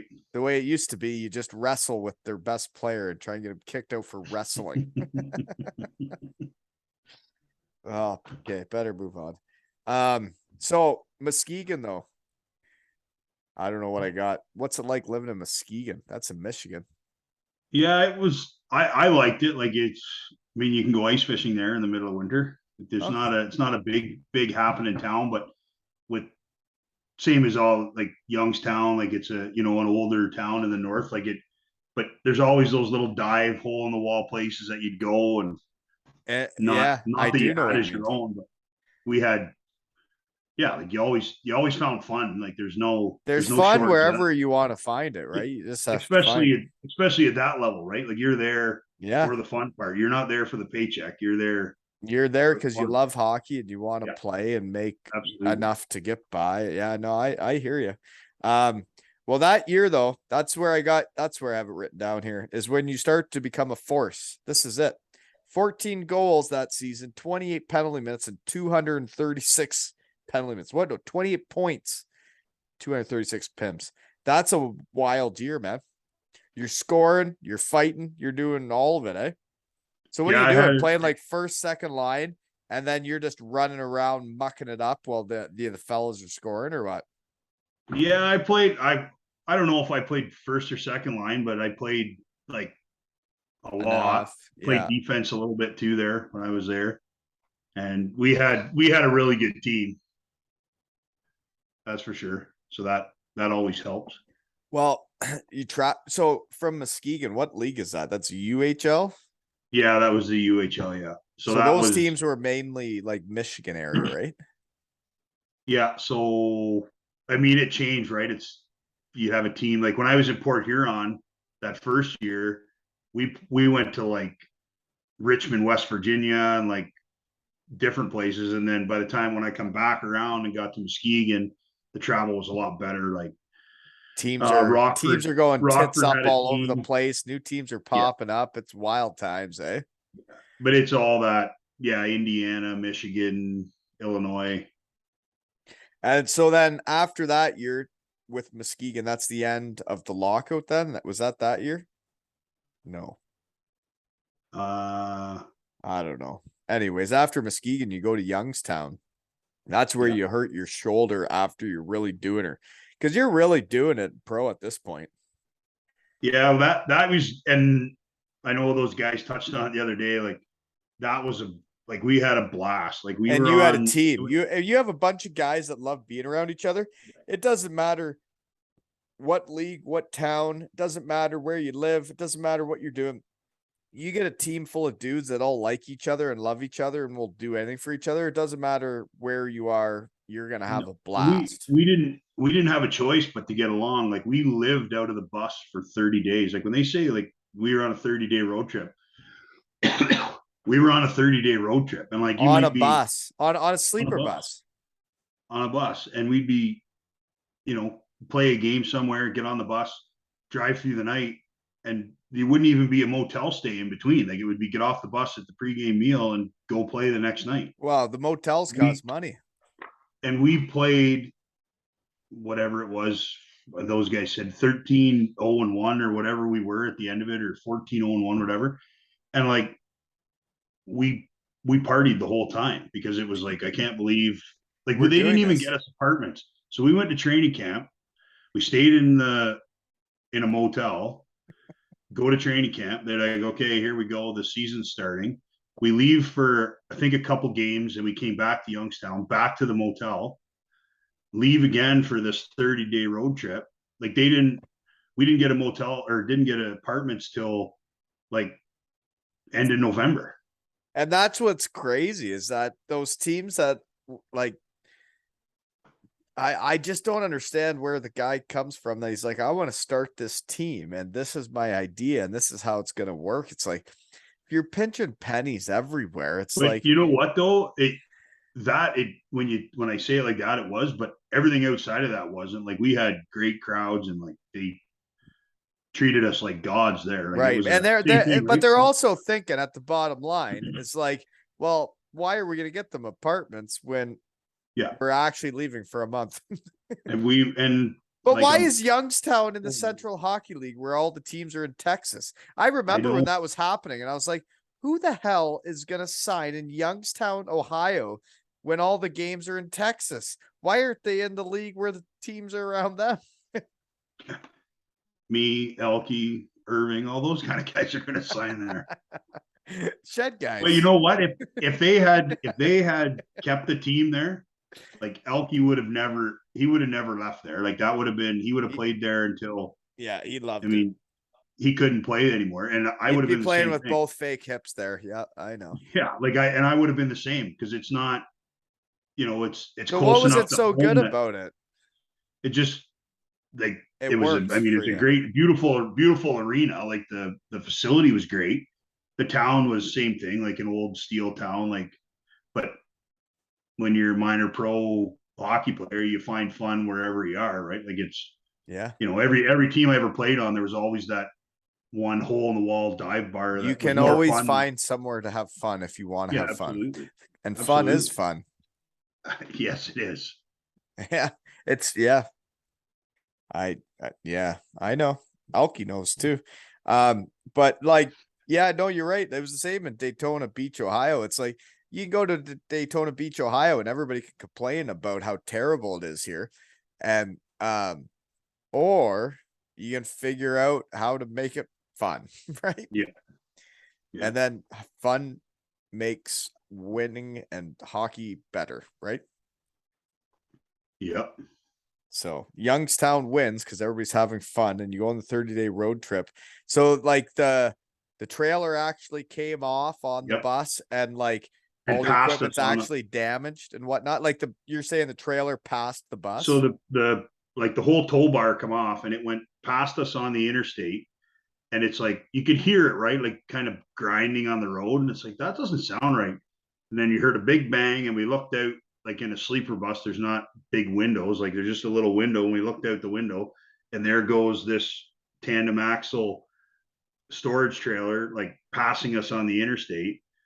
And then it like the tongue of the trailer like stabbed into the embankment, and there we get out, and it's like something you'd see in the movies, like the wheels are still kind of slowly turning and the equipment is just in shambles. You know, the more I think about this 30-day road trip, I don't even think I've put it into perspective what that's like. That is actually living on a sleeper bus with 20 something stinky dudes farting and burping and drinking and playing cards and eating food. And where is all the shit going? Where are they pooing? Oh, you don't do that on the bus. You wait till you get to a You truck just got stop to or hold whatever. it, so you can't be feeling that Absolutely. well. It never. Oh, I always know I'm the grumpiest when I'm tired or I have to poo, and that's gonna happen 30 days on those buses. well, I think there was enough beer consumed that we were always having a good time. Like unless we were heading to a game, we were partying. Like it was On a 30-day roadie, and you played 15 games and went 14-0-1. And it you know didn't what's lose. funny is okay, so here's what I'm gonna say about my podcast compared to other podcasts that have to do with stuff is a lot of podcasts are about the individuals that like it's about how to get better, their development, what they need to do to make it to the NHL, what they need to do this, what they need to do that. It's like teams win when teams are teams, when they love each other, when they'll do anything for each other. And like, I don't know.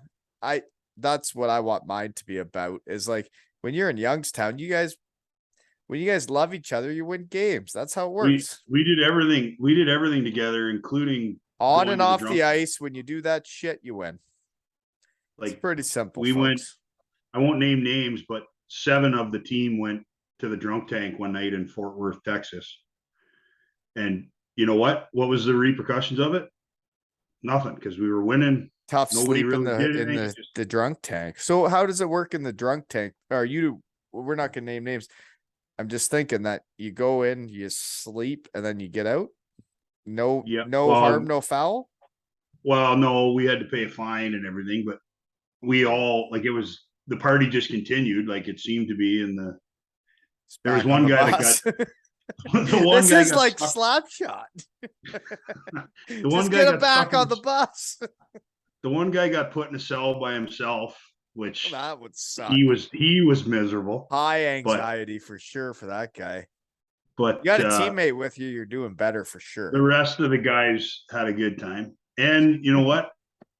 I think for the most part, everybody's roommate covered for them, and the coach found out, but he didn't even like he didn't care. We didn't do anything that bad. Is Like we this took care of Killer? all. That was the second killer I played for. Right. Yeah. So you played for Kilrea, who was the killer, and then you Yeah. played for the other killer that was Lackner's killer and Elke's killer. Yeah. Yeah.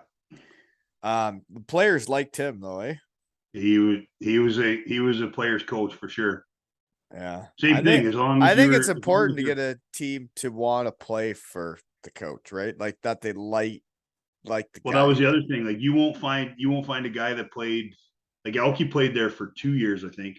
But the year I was there, just speaking from that, you won't find a guy that was there that didn't enjoy himself. Right. Like you know what I mean? Like on the ice, off the ice, whatever. Like it Had was fun, was living yeah, life, enjoying yeah, life. It was a good day for living. absolutely. Absolutely. Yeah. That's the way it should be. So that's Youngstown, Ohio. So then they go tits up, and then that's how you end up with the Mississippi River Kings because you go with the coach there. Is that right? Yeah, and Elke. And Alki. And Lackner's there Yeah. now. Drew Yeah. Banger is what I call him. Yeah. Lochner was there. And same thing. So like just so you know, for small town, whatever, we played minor novice together, major novice together. We played Guelph AAA together. Played Sugar Kings together. Then he went to Niagara. I went to Western Michigan. And then I hit him so hard he almost shot himself, which is fun. Yeah. Episode 43, folks. Listen to it. I almost we made him puke. we had we had a lot of fun there too. And the same thing, like it was kind of a different dynamic when we first got there because there was a few of us coming from Youngstown, and like obviously Mississippi had a team, and we made it work. And same thing, like we had pretty good teams there too. But this coach knows what he wants. And he's bringing in his core Oh, yeah. guys of what makes it a team. Yeah. And it's the core group of dudes and what the people they are and where they're from, and that makes a good team, right? Yeah. Including our equipment manager went. I think he maybe just quit doing it. I love when people bring up the equipment managers because I think equipment managers make teams, and they are a very important part of a team, is that they do things with a smile on their face and they make fun, right? Oh, there's not too many equipment managers more fun than Adam Dexter. He was a beauty. Dexter. Well, it would be hard to put him up against Deese, but see what can happen. Did you know Deese used to spray paint me naked to do pregame speeches in Cardiff, Wales? I didn't know that, nor did I need to know that. No, spray painted as different superheroes wearing my son's masks when he's 2 or 3 years old. That's how I'd get the boys pumped up for games. So there you go. So that's Deese. He's our equipment manager, and he would spray paint me. So I don't know what Dexter is up to. You know, he was up to a lot of things. Well, maybe he should come to the shed. He sounds like a great dude, and I'd love getting like the equipment dudes on. I bet you like he's got some tales over the years, right? He would have some stories for sure. Yeah, one or some two that he may or may not share. Right, and it would be up to him to know which ones to share. Right? That's right. That's right. Okay. So then let's see here. How many penalty minutes are the most you've ever got in a game? Do you know that? I don't know. I would say 30 something, but I don't know. Okay. Was there anything you did that you regretted? In my career? No. On the ice to somebody. Anything that I did that I regretted? Just a question. Like, was there a time where you're like, I shouldn't have done that? Well, yeah, I'm sure, but not like at the spur of the moment. Yeah. At the spur of the moment, you're making decisions like, and you're doing shit. It all happens fast, right? Where I would do something in the heat of the moment and go, oh, that's not right. Yes. Yeah, that happens though. It happens to all of us. You know right away too when it happens. You're like, oh shoot, shouldn't have done that. Especially when you're a little guy and guys like you are coming to get me, and I'm like, oh shoot, shouldn't have done that. You know? Yeah. Okay, so Mississippi was good. You're still doing your thing though. You're fighting, you're scoring. You had 19 points, 271 penalty minutes.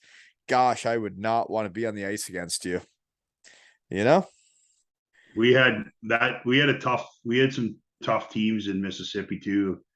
David Samos, who's another guy that like I don't know if we actually flipped the coin, but it was the same thing. Like it was like, okay, you fighting first tonight or me, and like back and forth. And that's how it was though, right? Like there would be guys willing to do it, and you'd go out there and you'd fight each other, and you knew what you were getting into. And like, I don't know. I think it makes hockey way more entertaining when there's guys willing to do it. In those places, like Irv said there in South Carolina, like they get more excited for a fight than they would. They don't care about winning. No, like a goal, right? Somebody scores, like, oh yeah, nice goal, and then there's a fight, and everybody's that's what they were. Absolutely, yeah, you're right. So, where do you think that they like you the most as a fighter, as a player? Like, where's your honey hole as a guy? I don't know. I think I enjoyed my time in Arizona. I was there for quite a while, and I mean, I like to think that they liked me everywhere I went, but probably not. I don't know. I would think they would. I mean, I think you were entertainment every time you stepped on the ice. You were entertainment in AAA hockey, Grey Bruce Highlanders against Guelph. You know, I knew I had to watch you. Okay, so then the Mississippi River Kings, you go there for 2 years with Killer, right? And Yeah. then do they go tits up then? Or no, you get traded to the Arizona Sun Dogs. I get Traded. traded. So the trade deadline comes Killer and trades you. yeah, so I didn't see it coming. Like I never would have thought. And it's funny because my in-laws were down to visit, and my father-in-law, him and I are at the grocery store or something. He's like, "Oh, you got a pretty good thing here, and the guys all seem good, and we're shooting." I'm like, "Yeah, we really like it." And my wife Tracy, she's got, there's other wives there, and everybody gets along, and it was a good place. And we get home, and like my phone rings, and it's the coach, and I look at him, like, "Oh, it's Killer," and he's like, "Oh, we made a trade today," and I was like, "Oh yeah," like, well, I'm not sure why you're calling me, but maybe he had, a young guy and wanted to know if I had a room in my apartment for the guy till he got settled or whatever. Like And then he that's where tells you my it's head was you. at. And then he's like, "Well, you're going to a good place." And I was like, "Pardon?" He's like, "Yeah, we traded you to Arizona." I'm like, "Oh." I'm like, "Okay." So I hang up. I'm like, first thing I do is I look, because we never played Arizona, right? We would have never went there. I look, they're in last place. I'm like, "Oh, like But great." and as a hockey guy, that's what you're looking at, is that you're in Yeah. last place. So But then like what's my weird, next what's thing, weird for me though is like that Killer guy is your buddy. You go to war with every day. You go on 30-day road trips, Lackner, Elke, all the guys, right? And then you can just get a call in the hockey world. but You can see, literally the just in get a the end, call and then you never see them again. And you're like, in the end, smell you later. he did me a favor because they didn't have like the veterans, right? Because of the vet rule, and you only had whatever at that time was, I think, maybe 4 vets. So the next year I would have been a vet, or I was a vet then, and there wouldn't have been a place for me, right? So this way, instead of me chasing a job all summer looking for my next He place to got go, you he set sent up. me somewhere that they were looking for one. So after I get off the phone and figure out that they're in last place, it's like, okay, I'm going there for a month and then I'm coming. So I'm driving all the way to Arizona and then all the way home for a month. On top of that, my in-laws are down there and their flight doesn't leave for another like 2 weeks. So they're like, "Well, what are we going to do?" They're like, "Well, we can change our flight out of Phoenix." So I load the truck up with myself, my wife, my daughter, who's 2 at the time, and my mother-in-law and father-in-law in the truck, like Beverly Hillbillies, Yeah. and literally all the way across the country to Prescott Valley, Arizona. And that was another memorable road trip. It didn't last 30 days, but it was a long one. Oh, it would be. That's with the in-laws, the wife, So and a yeah, 2-year-old. yeah. So then fast forward from to my transition from Arizona to Denver. My in-laws are down again. It's my daughter's birthday. No, my son's birthday. And I leave the rink. I get called back to the rink by the coach, and he's like, "Hey, I want to talk to you. Come back to the rink." I'm like, "Yeah, okay. Well, we're gonna let you go." So I get put on waivers, which again come out of nowhere. So And this my is with in-laws are down. who was that with? That was with Mississippi? Air when I was in Arizona, Okay. and then I went up to Denver from there. So and my in-laws were there again. So they were like, "If you continue to play, like we're not coming to visit anymore because every time we come down, You you get get traded." you get your ass traded. Yeah, That's crazy though. And like that's the life though. Like yeah, people that go to work Monday to Friday and they do it and they're stable and they're doing it. Hockey guys have a totally different life, yeah. man. Minor pro, even in the NHL, they can just show up and it's like your kids go to school here, they go do this. It's like, well, not anymore. Yeah, You're out of here. absolutely. Yeah. Yeah.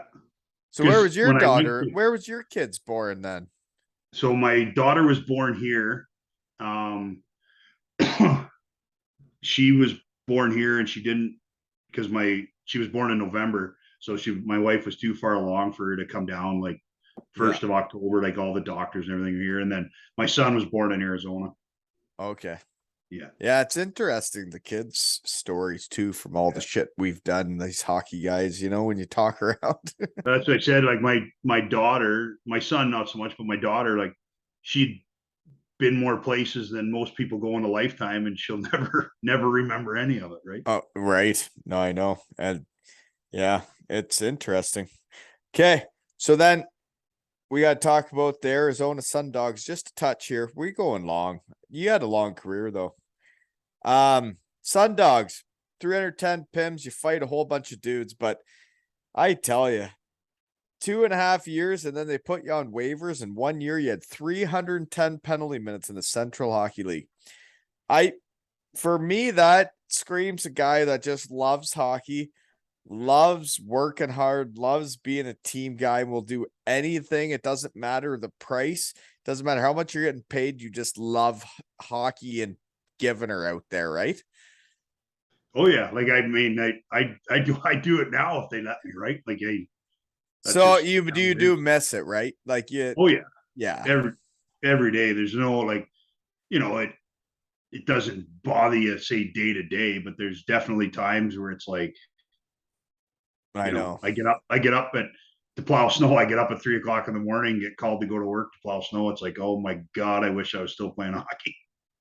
Right. I I'd be wish I just could getting go. I home wish at I three in could the go morning. play that hockey game at 7 at night tonight, where a whole bunch Yeah. of people came and watched and cheered And then instead of getting up to go to work, I'd just be getting home at 3 in the morning. Right.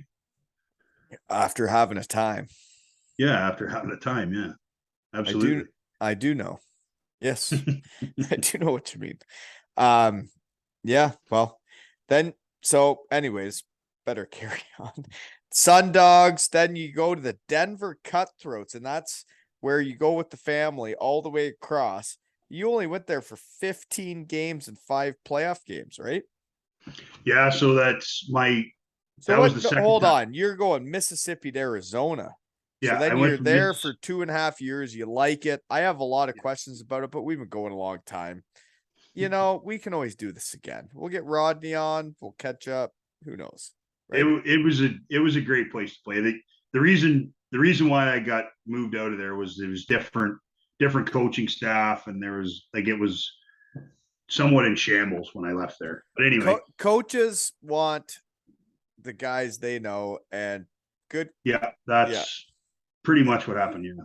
Yeah. And then all of a sudden teams go tits up all over the place when they get the wrong guys in. But what do I know? Right? Okay. You trade or you go to Denver though. That's how Yeah. you enter after your 2.5 years and you just fought and worked hard and did everything you could, just like I've seen you play. I know what you are. You go to Denver Cutthroats. That's a terrible name, the Cutthroats. Probably the worst hockey name I've ever heard. It's a fish. A cutthroat is a trout. Is it? So that's what was on the shirt. Yeah. You know more about fishing than me. I can't even catch them. I don't even know what to do I with the was like, kids around I here. don't know if it was like the state fish or something, but it it was another great place to play. Like Well, I Denver can't be really bad, right? Isn't it like it sunny all the was time and there's it mountains was and shit? the weather, like you'd go outside to be 25 degrees Celsius one day and the next day there'd be a foot of snow. Really? But it, I really liked it there. It was a bit different. It was a different team. Like there was a couple guys that had kids. Like it was a younger team. So it was a bit of a different, situation for my wife and that to be in. But Well, it we, is different, we right? enjoyed it. Once you have kids, you want other kids around. You want that, and And there was, but we lived where all the young guys lived, like in the apartments, and the older guys had like houses of their own or whatever. So it was a little bit different that way, but nice. I really enjoyed it. So you did enjoy it, and you went there for 15 games in the playoffs. So then, how do you decide to shut her down, or did you just how does it So end?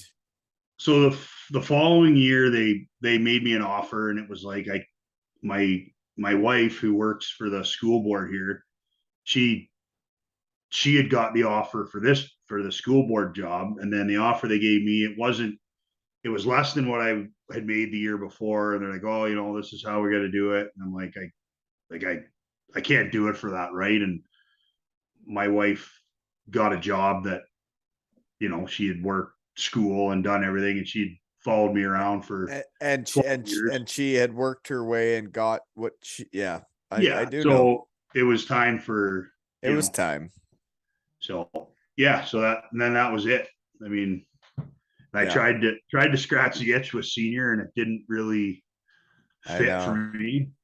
I know. And what I know. I think my mistake was probably going right into it. I probably should have taken a year or two off and then maybe tried it, but whatever. No But regret. no, and like, yeah, there can't be any regrets. We just all you go start playing hockey, right? And I watch it now. I'm watching my kid play, and I'm watching all these kids play, and it's like you just go out there and play, and then some people see you, some people don't. People know the name, some people talk about you, and it's like where y'all end up and where it all goes, you don't know what's gonna happen, but you know you love the game and you like Yeah. playing it and you like being on a team, and that's what you want to do with your life, right? Oh, I mean, there's no better job, that's for sure. I mean, you do it for free, and then And then all of a sudden people to start make a paying you, living. right? And Yeah, you're like, this is crazy. You're gonna pay me to absolutely. play hockey? Absolutely. I know. And then it ends, right? And then Then that's it. Then you got to go to real work. yeah, that's right. So no, it's but you know, I I respect competitors. I respect hockey guys, and playing against you AAA and Bantam, I remember. Um Rodney saying you're a great dude, you're in his wedding party. Then I'm living in Concard and you're right in Wyerton. Then you talk to Elkie and Swerve. And then, they're just you're a hockey guy, you're a shed guy. And like Yeah. that, like you met your wife by volunteering with your spare time. It's pretty cool, right? Yeah. So thanks for Lots coming lots of on. good And memories, that's for sure. thank you for chatting with me in the shed, you know? Oh, thanks for having me. No, like I love this shit, and I hope that someday your kids listen to it. I hope your wife listens to it. I hope they get to relive these memories with you, because that is why I do this. That is, I guess, what drives me is like I love creating memories for people. Yeah. That's what I like doing, and I hope this is a cool memory for you guys that you did this. That's Yeah, all. I mean it's kind of neat. Like I was just going through it, and like all the names that either guys I played with or guys I played against or guys I fought. I think you had Riley Emerson on there. Yeah, oh I yeah, remember big fighting tall, him. big. You fought him, Yeah, so that would be a really tall guy against. you. Yeah, he was in Missouri, I think. So We how does fought. that go? I feel like you're gonna be bull rushing him while he's trying to stretch you out. I don't. I think it went well for me. I'm pretty sure. But But that's how small I the hockey world is, right? You keep talking yeah, around. It's like absolutely. we were all, and like you see the kids, my sons playing. It's like, well, you're gonna remember these kids if they're players. Like if Yeah, the players that are the players, like you guys all know who are the players. yeah, It only yeah, takes a for little sure. bit to see it. So, Yeah, but yeah, no, it's I don't know. I find it very interesting how small the hockey world is. And I love having on a small town fella from Wyerton that can, I don't know, get to relive all the stories that yeah, like the whatever you're working for the town, you're not being a hockey player every day. And there's probably not many people that want to hear about the hockey you played, right? no. So Well, and they don't. it's more fun when a guy bugs you and is like, hey, please tell me about everything you've done. Yeah, like it's like you say, it's a small world, right? And it takes guys that have been there and done the, you know, an overnight on the bus or 30 nights on a bus or whatever the hell it is, right? To appreciate the stories that, guys are coming up with. Well, and that, yeah, the ins and outs of it, I guess you could say. Yeah, Yeah. yeah, for sure. No, but like seriously, it's been great getting to know you. And that's what I love about this shit. It makes my night better, makes my day better that we do this. I get to, I guess, be the guy that, like, I'm a hockey guy. I want to talk hockey. I Yeah. like hockey. I love it. I don't really want to watch it, but I like talking about it. It's fun. And I got to get to know you. And now when I see you around the rinks, and we will see each other around the rinks, and I'll see you around here. Yeah, We've done this, and now we got this, right? that's right. That's right. And this has been another episode of Two Ales and Hockey Tales with Smitty and Wally.